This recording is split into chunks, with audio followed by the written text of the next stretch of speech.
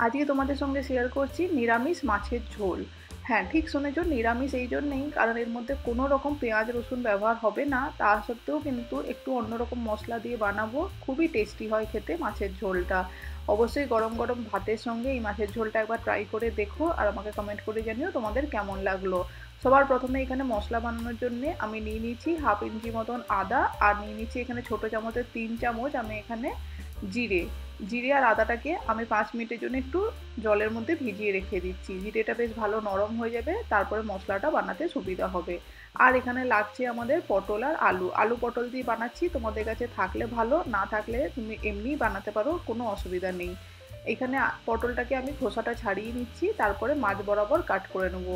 আর এরকমভাবেই আলুগুলোকেও আমি এখানে মোটা মোটা লম্বা করে কাট করে নিচ্ছি।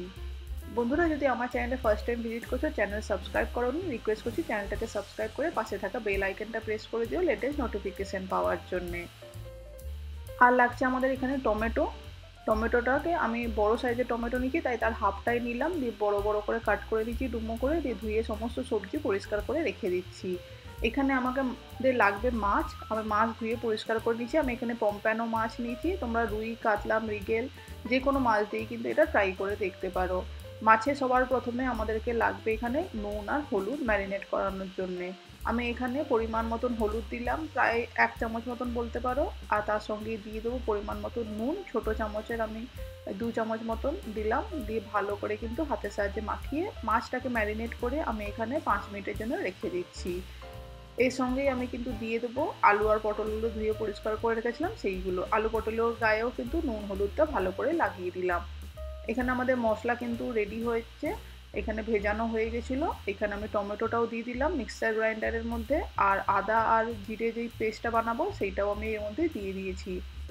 আর জলও দিয়ে দিলাম, আদা আর জিরে যেটা যে ভিজিয়ে রেখেছিলাম সেই জলটা, তার সঙ্গে আমি পরিমাণ মতন যেটা আমাদের ঝোলে লাগবে নুন আর হলুদ সেটাও দিয়ে দিচ্ছি। আমি এখানে 1 চামচ নুন দিলাম, নুনটা চাইলে পরে কিন্তু অ্যাডজাস্ট করতে পারো। আর একটু পরিমাণে হলুদ দিলাম, 1/2 চামচ মতন, দিয়ে মিক্সার গ্রাইন্ডারে ভালো করে এটাকে পেস্ট করে নিলাম। এখানে আমি তেল গরম করতে বসিয়ে দিচ্ছি। তেলটা গরম করে সামান্য একটু নুন স্প্রিঙ্কেল করে দেবো, তাহলে মাছ ভাজার সময় মাছটা কড়াইতে ধরে যাবে না। দিয়ে ভালো করে আমি তেলটাকে একটু কড়াইয়ের মধ্যে লাগিয়ে দিচ্ছি স্প্যাচুলার সাহায্যে। দিয়ে ভালো করে গরম হয়ে যেতে এক এক করে ম্যারিনেট করে মাছগুলো ছিল যেগুলো সেইগুলো দিয়ে দিচ্ছি তেলে। ভালো করে 5 মিনিটের জন্য দু পিঠই আমি ভেজে নেব। ভাজা হয়ে গেলে তুলে সাইডে রেখে দেবো।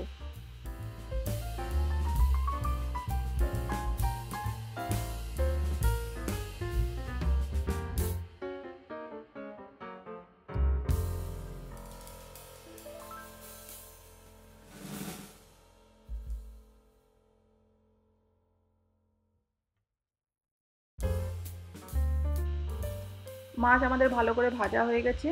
এবারে সেম তেলের মধ্যে আলু আর পটল যেগুলো ম্যারিনেট করেছিলাম সেইগুলোও দিয়ে দিচ্ছি। এগুলোকে 2 থেকে 3 মিনিটের জন্যে একটু জাস্ট নাড়াচাড়া করে কাঁচা ভাবটা চলে যাওয়া অবধি একটু ভেজে নেব, দিয়ে এগুলোকেও তুলে সাইডে রেখে দেবো।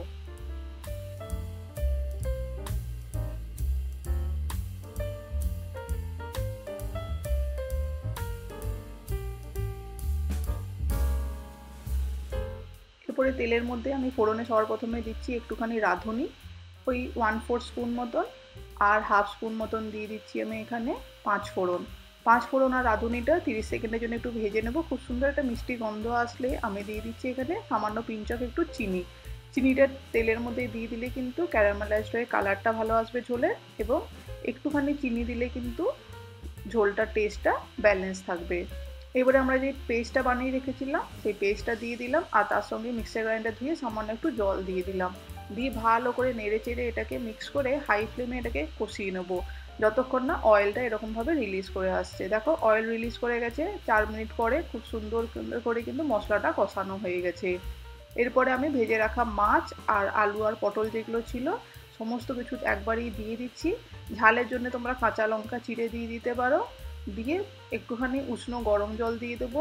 রান্নার মধ্যে কিন্তু ঠান্ডা জল ব্যবহার করবে না, উষ্ণ গরম জল বা গরম জল ব্যবহার করার চেষ্টা করবে, তাহলে কিন্তু টেস্ট এবং কালার সবই ব্যালেন্স থাকে।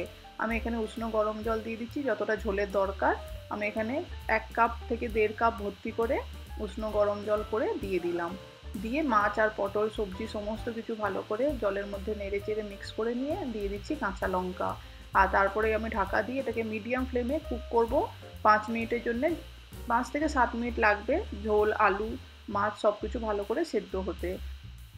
যেহেতু ভাজা আছে সবজিগুলো আর মাছটা, তাই বেশি টাইম লাগবে না, 5-7 মিনিটের মধ্যেই কিন্তু ঝোলটাও কমে আসবে এবং সবজিও ভালো করে সেদ্ধ হয়ে যাবে। মাছের ঝোল গরম গরম নিরামিষ একদম রেডি হয়ে গেছে, ধোঁয়া ওঠা ভাতের সঙ্গে এটা সার্ভ করে দাও। আর আমাকে কমেন্ট করে জানিও আজকের রেসিপিটা কেমন লাগলো তোমাদের। যদি ভালো লাগে তাহলে ফ্রেন্ডস ফ্যামিলিকে শেয়ার করে দিও। আমার চ্যানেলটা যদি কোনো কারণে সাবস্ক্রাইব না করা থাকে সাবস্ক্রাইবও করে নিও। এরকম নতুন মজার রেসিপি নিয়ে জলদি ফেরত আসবো। সবাই ভালো থেকো, সুস্থ থেকো। Thank you.